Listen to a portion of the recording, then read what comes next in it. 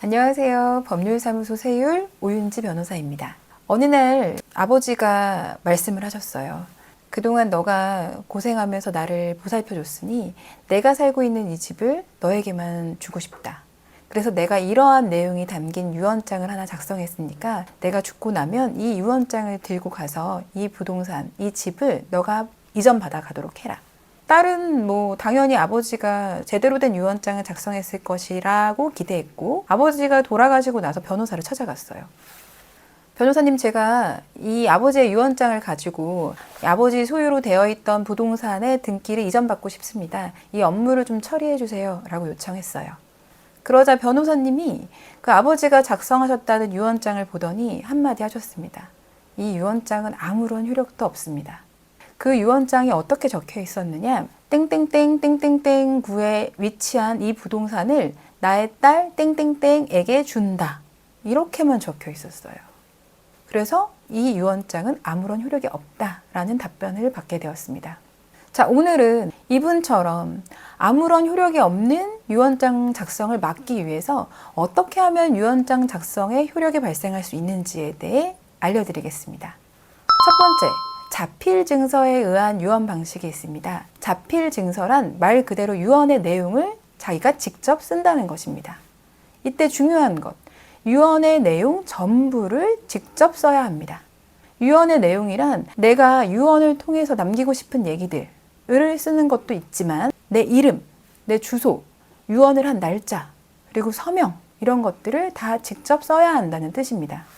자필 증서의 가장 큰 장점은 바로 손쉬운 접근성과 비용입니다.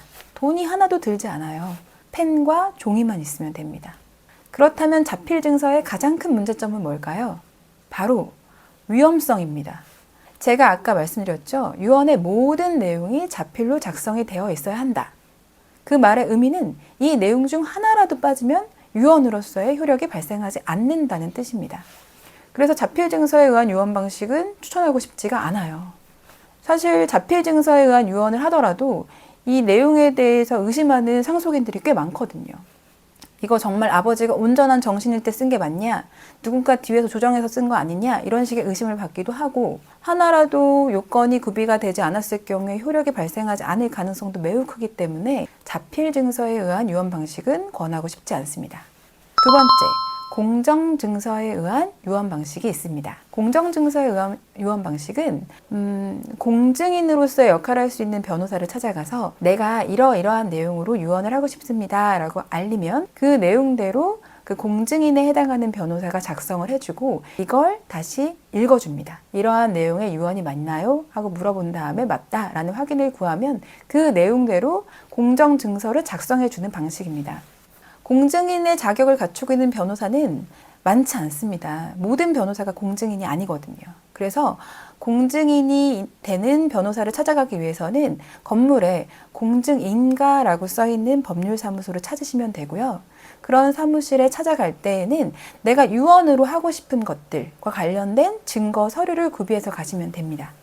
예를 들면 부동산을 누구누구에게 주고 싶다라고 하는 경우에는 부동산 등기부 등본, 현금 자산을 누구누구에게 주고 싶다라고 하면 그 현금 자산과 관련된 통장 내역서, 거래 내역서, 잔고 증명서 이런 자료들을 구비해서 가시면 됩니다. 공정증서 방식에 의한 유언의 경우에 가장 중요한 게 증인 2명이 필요하다는 겁니다. 이때 증인은 미성년자이거나 혹은 이 유언으로 인해서 이익을 받을 사람, 이런 사람들은 증인으로 세울 수가 없고요. 공정증서 방식에 의한 유언을 하는 경우에 가장 큰 장점은 누구도 이 유언의 내용을 쉽게 의심하지 못한다는 겁니다. 유언자가 이러한 내용의 유언을 했을 때 해당 내용에 대해서 공증인인 변호사가 듣고 있고 증인 2명이 또 함께 듣고 있어서 해당 내용에 대해서는 명확하게 이 사실관계를 증언해 줄 사람들이 존재하기 때문이에요. 그러다 보니 비용이 조금 들더라도 공정증서에 의한 유언 방식을 택해서 진행하는 것이 안전합니다. 사후에 다툼이 발생하는 것을 막을 수 있는 방법이기도 하고요. 그 밖에도 사실 녹음에 의한 유언 방식, 비밀증서에 의한 유언 방식, 구수증서에 의한 유언 방식 등이 있는데 이러한 유언 방식은 실제로 잘 사용이 되지 않기 때문에 이에 대해서는 따로 설명하지 않도록 하겠습니다. 오늘은 유언의 효력이 발생하는 방법에 대해서 설명을 드렸습니다. 유언 같은 경우에는 유언자가 사망을 한 경우엔 뒤집을 수가 없기 때문에 유언을 할 당시에 요건을 잘 구비해서 효력이 발생하게 만드는 게 가장 중요합니다. 이 점 잘 참조하셨으면 좋겠습니다. 다음에는 더 유익하고 재미있는 정보로 찾아뵙겠습니다. 감사합니다.